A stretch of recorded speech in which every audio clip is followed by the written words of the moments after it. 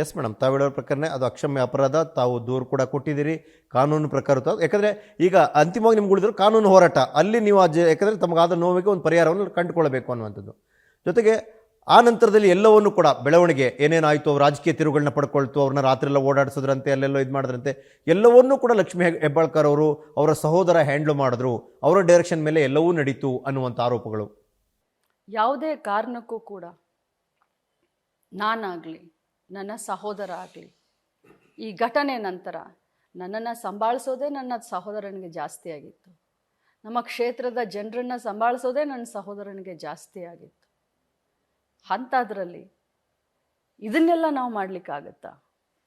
ಕಾನೂನಿದೆ, ಸರ್ಕಾರ ಇದೆ. ಹಾಗಾದರೆ ಇವರು ಖಾನಾಪುರದಲ್ಲಿ ಕೂತ್ಕೊಂಡು ಅಷ್ಟು ಪೊಲೀಸರು ಇವ್ರಿಗೆ ಒತ್ತಡ ಹಾಕಿದರೆ, ಖಾನಾಪುರ ಸ್ಟೇಷನ್ನಲ್ಲಿ ಕೂತ್ಕೊಂಡು ಪಾರ್ಟಿ ಮೀಟಿಂಗ್ ಮಾಡಿದಾರಲ್ಲ, ಪಾರ್ಟಿ ಮೀಟಿಂಗ್ ಮಾಡಲಿಕ್ಕೆ ಇವ್ರಿಗೆ ಯಾರು ಅವಕಾಶ ಕೊಟ್ಟರು? ಯಾರು ಅವಕಾಶ ಕೊಟ್ಟಿದ್ದು? ಅವತ್ತು ಏಕಾಏಕಿ ದಿಢೀರಂತ ಖಾನಾಪುರ ಸ್ಟೇಷನ್ಗೆ 300-400 ಜನ BJP ಕಾರ್ಯಕರ್ತರು, BJP MLAಗಳು, ವಿರೋಧ ಪಕ್ಷದ ನಾಯಕರು ಪ್ರತಿಯೊಬ್ಬರು ಹೋಗಿ ಸ್ಟೇಷನ್ನಲ್ಲಿ ಕೂತ್ಕೊಂಡಿದ್ದಾರಲ್ಲ, ಯಾರು ಅಧಿಕಾರ ಕೊಟ್ಟರು? ಇದನ್ನೆಲ್ಲ ಮಾಡಲಿಕ್ಕೆ ಸಾಧ್ಯನಾ? ಯಾರು ಒಬ್ಬ ನಾಯಕ, ಪ್ರಭಾವಿ ನಾಯಕ ಪದೇ ಪದೇ ಫೋನ್ ಮಾಡಿ ಡೈರೆಕ್ಷನ್ ಕೊಡ್ತಾಯಿದ್ರು, ಹೀಗೆ ಮಾಡಿ, ಹಾಗೆ ನಡೆಸ್ಕೊಳ್ಳಿ, ಅಲ್ಲಿ ಕರ್ಕೊಂಡೋಗಿ, ಇಲ್ಲಿ ಕರ್ಕೊಂಡೋಗಿ. ಯಾರು ಮೇಡಮ್ ಅದು ಬಹುಶಃ CT ರವಿ ಅವ್ರಿಗೆ ಗೊತ್ತಿದ್ರೆ ಅವರೇ ಹೇಳಿ. ನನಗಂತರೂ ಗೊತ್ತಿಲ್ಲ. ನನಗಂತರೂ 2 ದಿನ ಏನು ನಡೀತಾ ಇದೆ ಅನ್ನೋದೇ ಗೊತ್ತಿರಲಿಲ್ಲ. ಇದೆಲ್ಲ ಆಮೇಲೆ ಬರುತ್ತೆ, ಇದೆಲ್ಲ ನಗಣ್ಯ. ಯಾಕೆ ತಾವೆಲ್ಲ ಮರಿತಾ ಇದ್ದೀರಾ? I am the victim. ನೀವು ವಿಕ್ಟಿಮ್ ಮೇಡಮ್, ಯಾರು ಯಾವುದನ್ನು ಮರೆತಿಲ್ಲ. ಅದನ್ನ ಮೊದಲು ಕೇಳಿ. ನನಗೆ ನ್ಯಾಯ ಬೇಕು. ಜವಾಬ್ದಾರಿಯುತ ಸಮಾಜದಲ್ಲಿ ಇದ್ದಂಥವ್ರು ನನ್ನನ್ನ ಹಿಡ್ಕೊಂಡು ಇವತ್ತು ನನ್ನಿಂದ ತಪ್ಪಾದ್ರೆ ನಿಮ್ಮಿಂದ ತಪ್ಪಾಗಿದೆ ಅಂತ ನೇರವಾಗಿ ಹೇಳಿ. ಇದು ದೀಪ ಗಾಳಿ ಏನ್ ಹೇಳ್ತಾರೆ, ಅಡ್ಗೋಡೆ ಮೇಲೆ ದೀಪ ಇಟ್ಟಂಗ್ ಬೇಡ. ನಮ್ಮೆಲ್ಲರಿಗೂ ಇವತ್ತು ಜವಾಬ್ದಾರಿ ಇದೆ. ಇಡೀ ಸಮಾಜ ತಲೆ ತಗ್ಸುವಂತ ಕೆಲಸ ಮಾಡಿದರೆ, ಬಹಳ ದೊಡ್ಡ ಗನಂದಾರಿ ಕೆಲಸ ಮಾಡಲ್ಲ. ರಾಜಾರೋಷವಾಗಿ ಬಂದು TV ಎದುರುಗಡೆ ಕೂತ್ಕೊಂಡು ನಾನು ಹಾಗೆ, ನಾನು ಹೀಗೆ, ಸರ್ಕಾರ ಈ ರೀತಿ ನಡೆಸ್ತು, ಎನ್ಕೌಂಟರ್ ಮಾಡ್ತಾ ಇದ್ರು. ಎಂತ ನಾಟಕ ರೀ, ಎಂತ ಫೇಕ್, ಎಂತ ಗೋಸುಂಬೆಗಳು. ತಾವು ಒಂದೇ ಒಂದು ಕಾಲ್ ಮಾಡ್ಲಿಲ್ಲ ಯಾವ್ದು ಅಧಿಕಾರಿಗಳಿಗೂ? ನಾನು ಯಾರಿಗೂ ಕಾಲ್ ಮಾಡುವಂತ ಪರಿಸ್ಥಿತಿನಲ್ಲಿನೇ ಇರ್ಲಿಲ್ಲ. ಜೀವನದಲ್ಲಿ ಎಂತೆಂಥ ಘಟನೆಗಳನ್ನು ನೋಡಿದ್ದೀನಿ. 2 ಬಾರಿ ಸೋತಿದ್ದೀನಿ ನಾನೇ ಸ್ವಂತ. ಮೊನ್ನೆ ನಡೆದಂಥ ಇಲೆಕ್ಷನ್ನಲ್ಲಿ ನನ್ನ ಮಗ ಸೋತ. ಎಂತೆಂಥ ನೋವುಗಳನ್ನ, ಎಂತೆಂಥ ಕಷ್ಟಗಳನ್ನ ಅನುಭವಿಸಿದ್ದೀನಿ. ಯಾವತ್ತೂ ಕೂಡ ಎದೆಗುಂದಿರಲಿಲ್ಲ. ನನ್ನ ಲೈಫ್ನಲ್ಲಿ ಪ್ರಥಮ ಬಾರಿಗೆ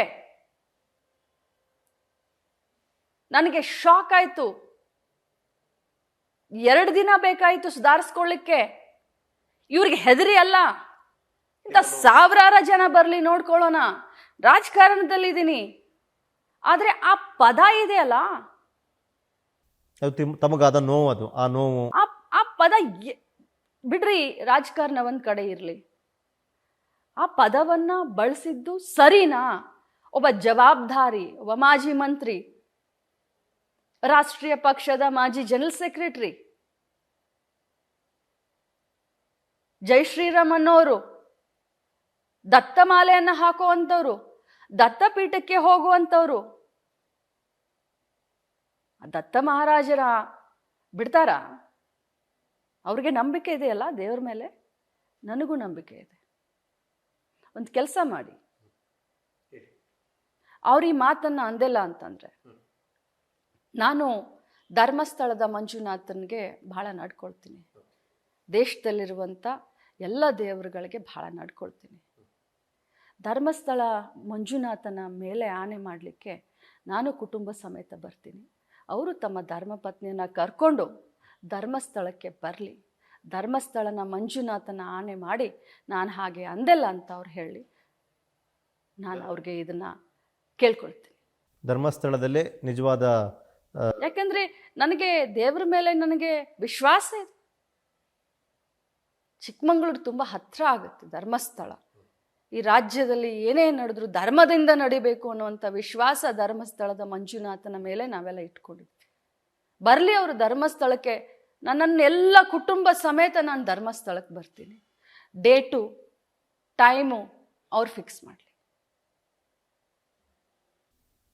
ಧರ್ಮ ಅಧರ್ಮ ಯಾವುದು ಅಲ್ಲೇ ತೀರ್ಮಾನ ಆಗಲಿ, ಅಲ್ಲೇ ತೀರ್ಮಾನ ಆಗಲಿ, ಅಲ್ಲೇನೇ ತೀರ್ಮಾನ ಆಗಲಿ. ತಾವು ಪಬ್ಲಿಕ್ ಟಿವಿ ಮೂಲಕ ಬಹಿರಂಗವಾಗಿ ಅವ್ರಿಗೆ ಹೇಳ್ತಾ ಇದ್ದೀರಿ. ಬಹಿರಂಗವಾಗಿ, ಯಾಕಂದ್ರೆ ನಾನು ಪ್ರಧಾನಮಂತ್ರಿಗಳನ್ನ ಭೇಟಿಗೆ ಅವಕಾಶ ಕೇಳ್ತೀನಿ, ಪ್ರಧಾನಮಂತ್ರಿಗಳಿಗೆ ಪತ್ರ ಬರೀತೀನಿ, ಇಮೇಲ್ ಮಾಡ್ತೀನಿ, ರಾಷ್ಟ್ರಪತಿ ಅವ್ರಿಗೆ ಭೇಟಿಗೆ ಅವಕಾಶ ಕೇಳ್ತೀನಿ. ಇದೆಲ್ಲ ಕಾನೂನು ಪ್ರಕಾರ, ನನ್ನ ರಾಜಕಾರಣ ಪ್ರಕಾರ ನಾನು ಏನೇನು ಮಾಡಬೇಕೋ ಮಾಡ್ತೀನಿ. ಆದರೆ ಒಂದು ದೇವರ ನ್ಯಾಯಾಲಯ ಇದೆ, ನನಗೆ ಧರ್ಮಸ್ಥಳ ಮಂಜುನಾಥನ ಮೇಲೆ ವಿಶ್ವಾಸ ಇದೆ. ಅವರು ಟೈಮು ಡೇಟ್ ಫಿಕ್ಸ್ ಮಾಡಲಿ, ಧರ್ಮಸ್ಥಳಕ್ಕೆ ಕುಟುಂಬ ಸಮೇತ ನಾನು ಬರ್ತೀನಿ. ಅವರು ಅವ್ರ ಧರ್ಮಪತ್ನಿಯನ್ನು ಕರ್ಕೊಂಡು ಧರ್ಮಸ್ಥಳ ಮಂಜುನಾಥ್ಗೆ ಬರಲಿ, ಹೇಳಿ, ಅಲ್ಲಿ ದೇವರ ಸನ್ನಿಧಿಯಲ್ಲಿ ಹೇಳಿ. ಧರ್ಮ ಯಾವುದು ಅಧರ್ಮ ಯಾವುದು ಗೊತ್ತಾಗ್ಲಿ ಅಲ್ಲೇ. ಅವ್ರು ಬಂದಲ್ಲಿ ಹೇಳಿ. ಸವಾಲ್ ಹಾಕಿದಿರಿ, ಅವ್ರು ಸವಾಲಲ್ಲ, ಸ್ವೀಕರಿಸೋರು ಬರಲೇಬೇಕು. ದಿಸ್ ಇಸ್ ನಾಟ್ ಸವಾಲ. ನನ್ನ ಮನಸ್ಸಿನ ಮಾತನ್ನ ಹೇಳಿದ್ದೀನಿ. ಅಷ್ಟು ಅವ್ರು ಹೇಳ್ತಾ ಇದ್ದಾರಲ್ಲ, ಮಾಧ್ಯಮದ ಮುಖಾಂತರ ವೈಭವೀಕರಿಸ್ಕೊಂಡು ಏನು ಎನ್ಕೌಂಟರ್ ಮಾಡ್ತಾ ಇದ್ದಾರೆ, ನನಗೆ ಏನು ಅದನ್ನ ಮಾಡ್ತಾ ಇದ್ದಾರೆ. ನಾನೊಬ್ಬ ಮಹಿಳೆ, ಸಾಮಾನ್ಯವಾಗಿ ಎಲ್ಲ ಮಹಿಳೆಯರಿಗೆ ಧರ್ಮದ ಬಗ್ಗೆ, ದೇವರ ಬಗ್ಗೆ, ಅದರಲ್ಲೂ ನಮ್ಮ ಸಂಸ್ಕೃತಿ, ನಮ್ಮ ದೇಶದಲ್ಲಿರುವಂಥ ಎಲ್ಲ ಮಹಿಳೆಯರಿಗೆ ದೇವ್ರ ಬಗ್ಗೆ ವಿಶ್ವಾಸ ಇದೆ. ನಾನು ಸವಾಲ್ ಹಾಕ್ತಾ ಇಲ್ಲ. ಸವಾಲ್ ಹಾಕಿದ್ರೆ ಸೊಕ್ತನ ಆಗುತ್ತೆ. ದೇವ್ರ ಹತ್ರ ನಾವು ಸವಾಲ್ ಹಾಕೋದಿರೋದಿಲ್ಲ. ನಾನು ದೇವ್ರ ಹತ್ರ ವಿನಯಪೂರ್ವಕವಾಗಿ ನಾನು ಬೇಡ್ಕೊಳ್ತೀನಿ, ಅವರು ಧರ್ಮಸ್ಥಳ ಮಂಜುನಾಥ್ಗೆ ಬರಲಿ, ಬಂದು ದೇವರ ಮೇಲೆ ಪ್ರಮಾಣ ಮಾಡಲಿ. ನಾನು ಈ ಮಾತನ್ನ ಅಂದಿಲ್ಲ, ಯಾಕಂದ್ರೆ ದೇವ್ರನ್ನ ನಂಬೋರು ಅವರಲ್ವಾ, ಅಲ್ವಾ? ದತ್ತಮಾಲೆಯನ್ನು ಧರಿಸೋರು ಅವರಲ್ವಾ? ಸೋಕಾಲ್ಡ್ ಇಡೀ ದೇವರ ಅಂಬಾಸಿಡರ್ ತರ ನಡ್ಕೊಳ್ಳೋರು ಅವರಲ್ವಾ? ಅವ್ರು ನಂಬಿರುವಂತ ದೇವ್ರ ಹತ್ರನೇ ಬಂದು ಸಿಟಿ ಅವರು ಧರ್ಮಸ್ಥಳಕ್ಕೆ ಬಂದು ಕುಟುಂಬ ಸಮೇತ ಬಂದು ಆಣೆ ಮಾಡಬೇಕು. ಖಂಡಿತ ಹೌದು, ನಾನು ಆ ಮಾತನ್ನ ಹೇಳಿಲ್ಲ ಅಂದಿಲ್ಲ ಅಂತ ತಾವು ಹೇಳ್ತೀರಿ. ಹೌದು, ಆ ಮಾತನ್ನ ನನಗೆ ಹೇಳಿದಿರಿ ನೀವು ಅನ್ನುವಂಥ ತಾವು ಪ್ರಮಾಣ ಮಾಡ್ತೀರಲ್ಲ. ಮಾಡ್ತೀನಿ. ಧರ್ಮ ಯಾವುದು ಅಧರ್ಮ ಯಾವುದು, ಸತ್ಯ ಯಾವುದು ಸುಳ್ಳು ಯಾವುದು ಅಲ್ಲೇ ತೀರ್ಮಾನ ಆಗ್ಲಿ. ಹಾಗಾದ್ರೆ ದೇವ್ರ ಮೇಲೆ ವಿಶ್ವಾಸ ಇಟ್ಟಿದ್ದೀನಿ. ಕಾನೂನು ಹೋರಾಟ ಪ್ರತ್ಯೇಕ, ಮತ್ತೆ ಹೌದು, ಅದು ನಡೆಯುತ್ತೆ ಖಂಡಿತವಾಗಿ.